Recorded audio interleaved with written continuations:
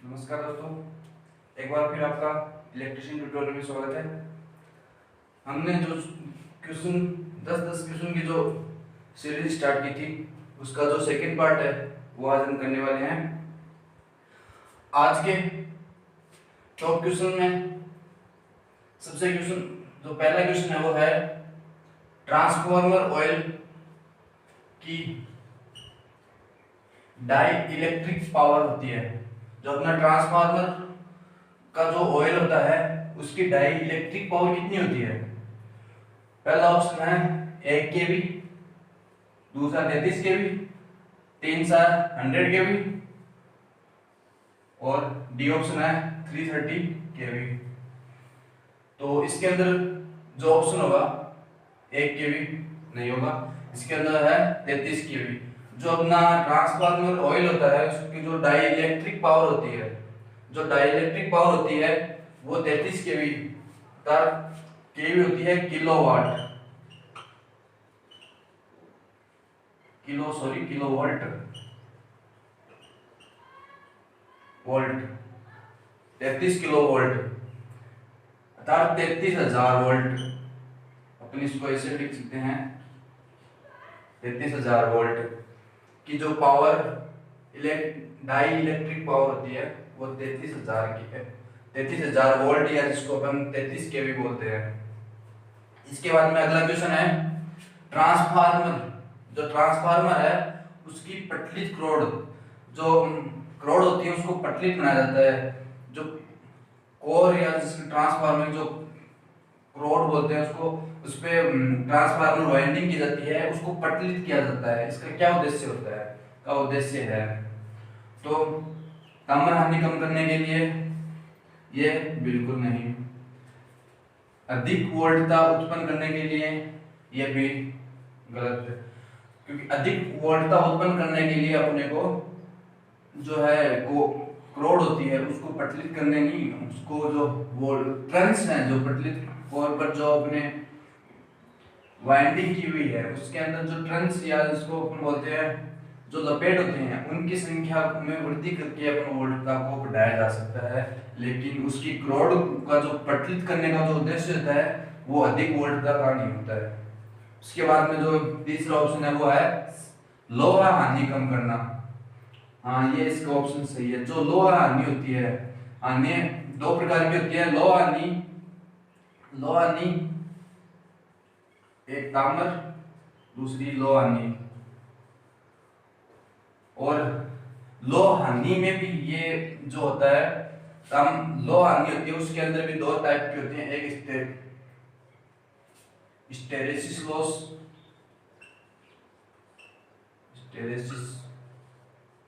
और दूसरी हानि होती है भंवरदार हानि, जिसको अपन एडी करंट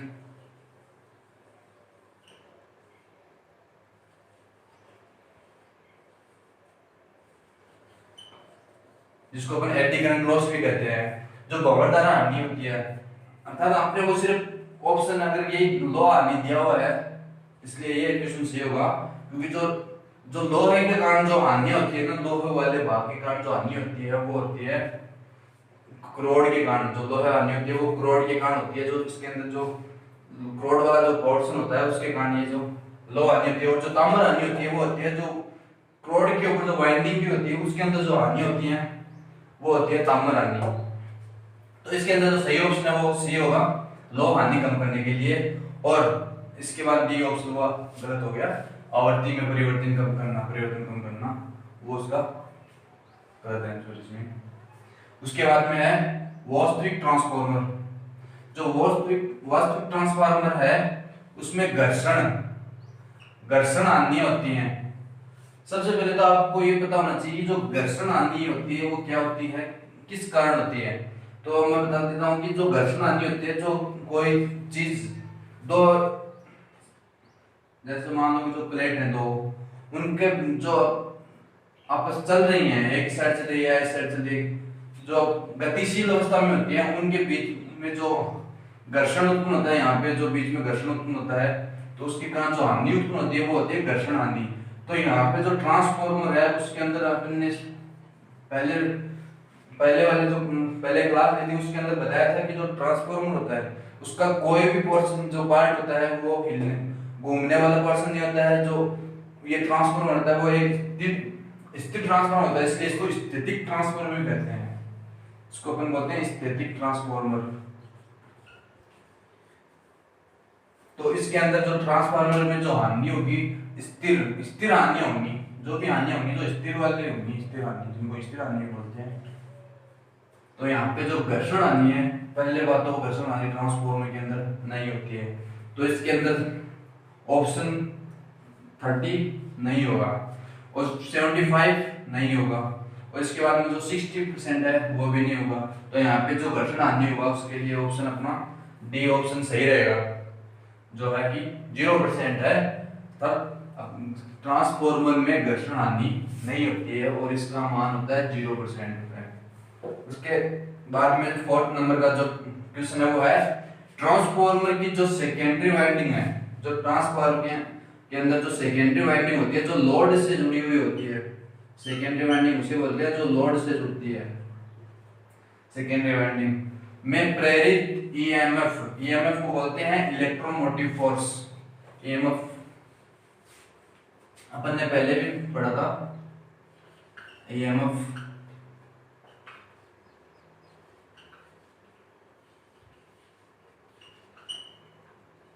इलेक्ट्रोमैग्नेटिक फोर्स।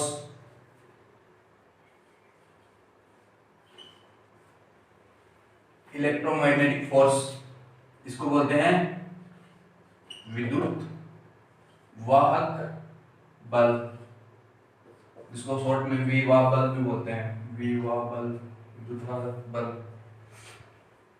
और जो ये है कि सेकेंडरी में जो प्रेरित ईएमएफ इलेक्ट्रोमोटिव फोर्स विद्युत वाहक बल किस पर निर्भर करता है। क्वेश्चन पूछा है कि किस पर निर्भर करता है। सप्लाई में आवृत्ति पर पहला, दूसरा टर्न्स की संख्या पर, तीसरा अधिकतम फ्लक्स और जो लास्ट ऑप्शन है वो है आवर्ती पर और फ्लक्स पे। और उसके बाद में है सेकेंडरी में जो टर्न्स की संख्या होती है उसके ऊपर। जो सेकेंडरी वाइंडिंग है इसकी यहाँ पे सेकेंडरी की बात कर रहे हैं तो यहाँ पे सेकेंडरी जो वाइंडिंग है उसमें टर्न्स की संख्या पर होगी। तो इसका जो सही आंसर वो होगा डी ऑप्शन सही होगा, जिसके अंदर है आवर्ती। बिल्कुल जो आवर्ती होती है कम ज्यादा, अगर आप फ्रीक्वेंसी कम ज्यादा करेंगे तो जो उसके अंदर जो ईएमएफ है उसमें भी कमी और बढ़ोतरी होती रहती है। और फ्लक्स, जब भी फ्लक्स में परिवर्तन होगा ईएमएफ में परिवर्तन होगा। और सेकेंडरी टर्न्स की बात हुई, जितनी ज्यादा टर्न्स की संख्या अधिक होगी उतनी ज्यादा अपने को ईएमएफ है जो प्रेरित विद्युत वाहक बल वो अपने को ज्यादा प्राप्त होगा। तो इसका सही ऑप्शन है डी ऑप्शन सही है, आवर्ती, फ्लक्स और सेकेंडरी में टर्न्स की संख्या। इसके बाद में अगले वाला क्वेश्चन है फिर ट्रांसफार्मर की प्राइमरी वाइंडिंग में जो ट्रांसफार्मर की है वो प्राइमरी वाइंडिंग होती है। जो ट्रांसफार्मर की प्राइमरी वाइंडिंग होती है हाई वोल्टेज, लो वोल्टेज, अधिकतम, और ये दोनों उसके लास्ट ऑप्शन है अधिकतम वोल्टेज वाली, अधिकतम वोल्टेज वाली। तो जो प्राइमरी वाइंडिंग होती है वो अपने को यहाँ पे दो ऑप्शन दिए हुए हैं, हाई वोल्टेज और लो वोल्टेज। तो ये जो प्राइमरी वाइंडिंग होती है ये हाई वोल्टेज भी होती है और लो वोल्टेज भी होती है, क्योंकि जब अपन स्टेप अप ट्रांसफार्मर की बात करते हैं, स्टेप अप की बात करते हैं तो इसके अंदर प्राइमरी वाइंडिंग के अंदर जो वोल्टेज होंगे वो होंगे लो वोल्टेज। इसकी बात करते हैं तो प्राइमरी के अंदर लो वोल्टेज होंगे। और अगर बात करते हैं अपन स्टेप डाउन ट्रांसफार्मर की, स्टेप डाउन की, तो इसके अंदर जो अपने को स्टार्टिंग वाइंडिंग के अंदर जो वोल्टेज हैं वो वोल्टेज अधिक मिलते हैं। अपने को जो वोल्टेज होते हैं अधिक मिलते हैं, जिसको वो सेकेंडरी वाइंडिंग के अंदर रफेटों की संख्या कम होने के कारण स्टेप डाउन कर देता है, इसलिए इसका नाम स्टेप डाउन ट्रांसफार्मर रखा गया। और अधिकतम वोल्टेज वाली, जो अधिकतम वोल्टेज वाली होती है वो अगर यहाँ पे पूछता है स्टेप अप ट्रांसफार्मर के अंदर, स्टेप अप ट्रांसफार्मर के अंदर जो प्राइमरी वाइंडिंग है उसमें होती है। अगर ये क्वेश्चन पूछता तब ये आंसर अपना सही होता, क्योंकि स्टेप डाउन ट्रांसफार्मर के अंदर, अगर स्टेप डाउन ट्रांसफार्मर के अंदर प्राइमरी वाइंडिंग के बारे में पूछता तो प्राइमरी के अंदर ये जो अधिकतम वोल्टेज वाला है, ये वोल्टेज वाला सही आंसर होता। तो यहाँ पे जो सही ऑप्शन है वो यहाँ पे दोनों है वो सही हुआ। इसके अंदर हाई वोल्टेज भी होते हैं और लो वोल्टेज दोनों होते हैं।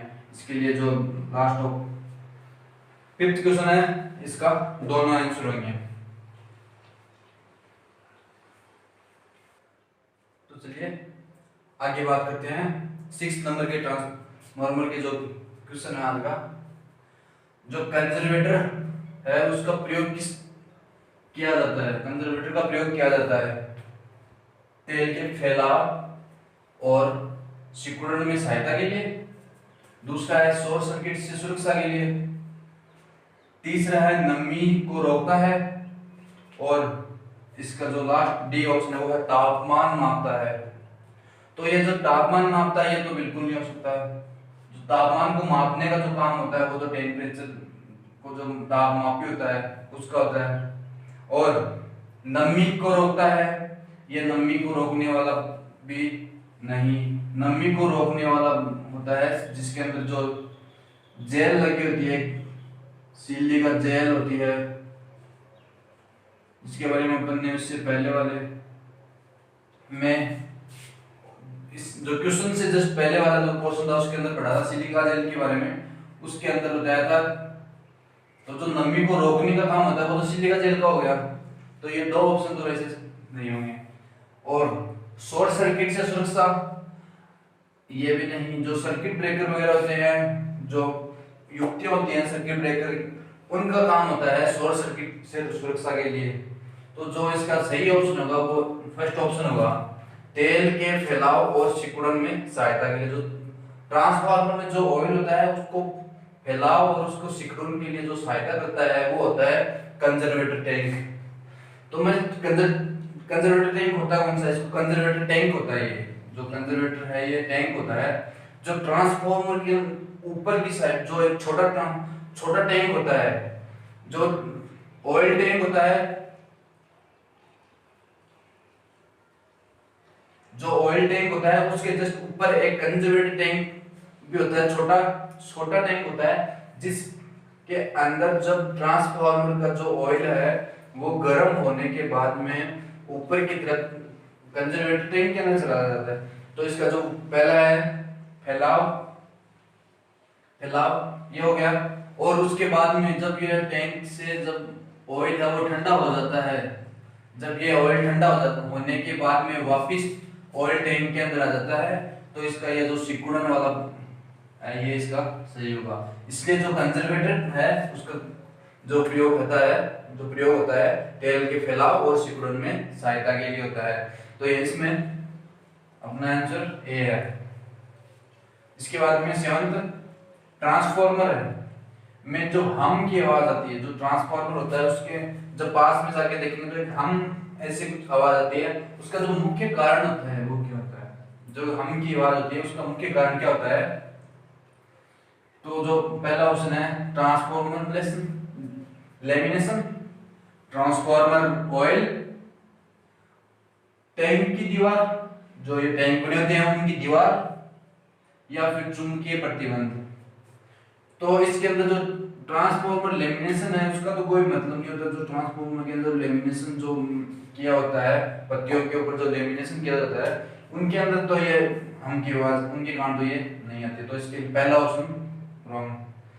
सेकंड ऑप्शन है ट्रांसफार्मर ऑयल।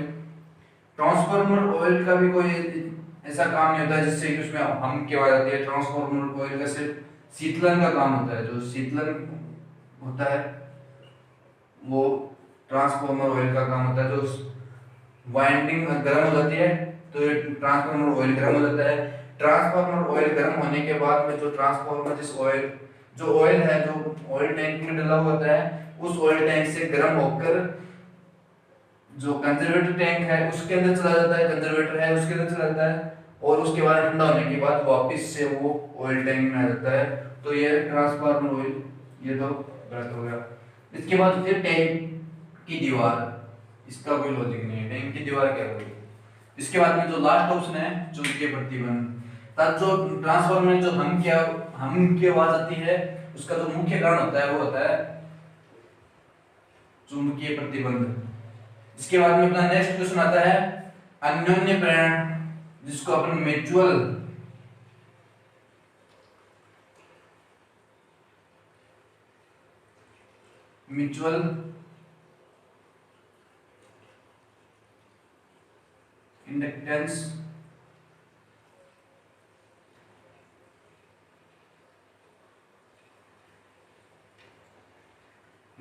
इंडक्टेंस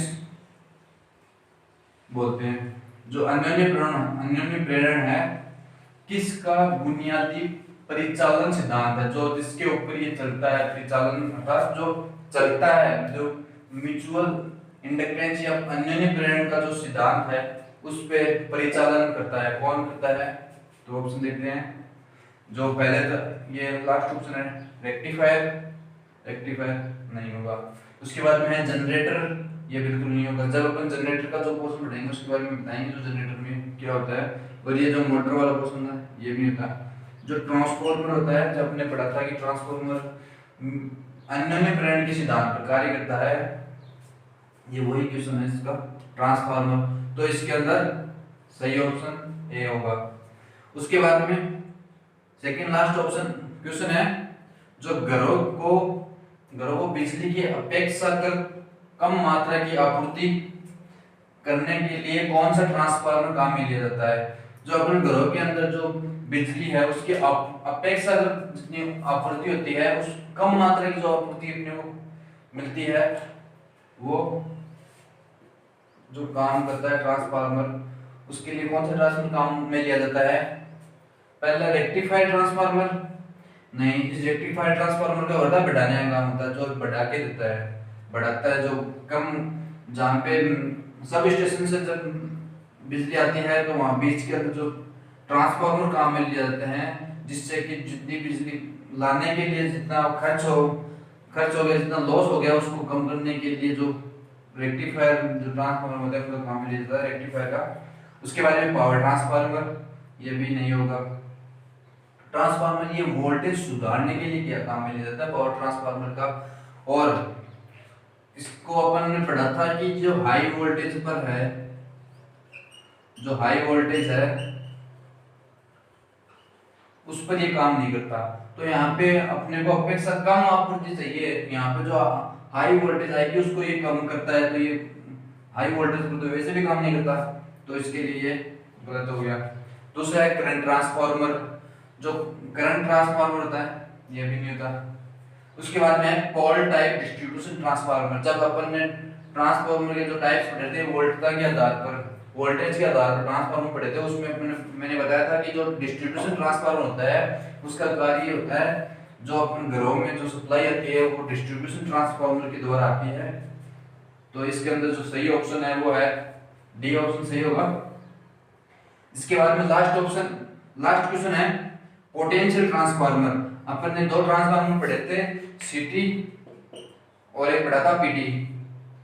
सीटी करंट ट्रांसफार्मर, करंट, और ये है पोटेंशियल ट्रांसफार्मर। तो ये बता रहा है कि जो पोटेंशियल ट्रांसफार्मर है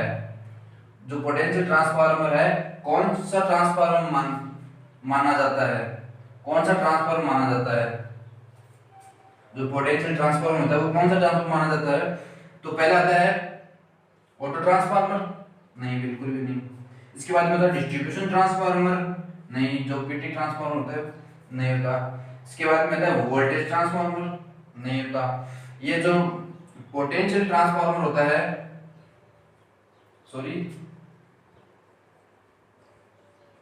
पोटेंशियल ट्रांसफार्मर होता है वोल्टेज, जो वोल्टेज वाला होता है, जो पोटेंशियल ट्रांसफार्मर होता है इसको पीटी बोलते हैं। और जो करंट ट्रांसफार्मर होता है वो नहीं होता। जो करंट ट्रांसफार्मर होता है वो सीटी ट्रांसफार्मर होता है। तो इसका जो सही ऑप्शन है वो डी ऑप्शन होगा, वोल्टेज। इसको जो पोटेंशियल ट्रांसफार्मर है इसको अपन वोल्टेज ट्रांसफार्मर भी बोलते हैं। तो ये थे आज के 10 क्वेश्चन। आई होप आपको अच्छे लगे होंगे। अगर क्वेश्चन अच्छे लगे तो लाइक कर देना और अपने दोस्तों के साथ शेयर कर देना, और जो सब्सक्राइब का जो बटन है उसको क्लिक कर देना, और जो बेल आइकन है उसको भी क्लिक करना, जिससे जैसे न्यू वीडियो अपलोड होता है उसके बाद में आपको उसकी नोटिफिकेशन मिल जाएगी। धन्यवाद।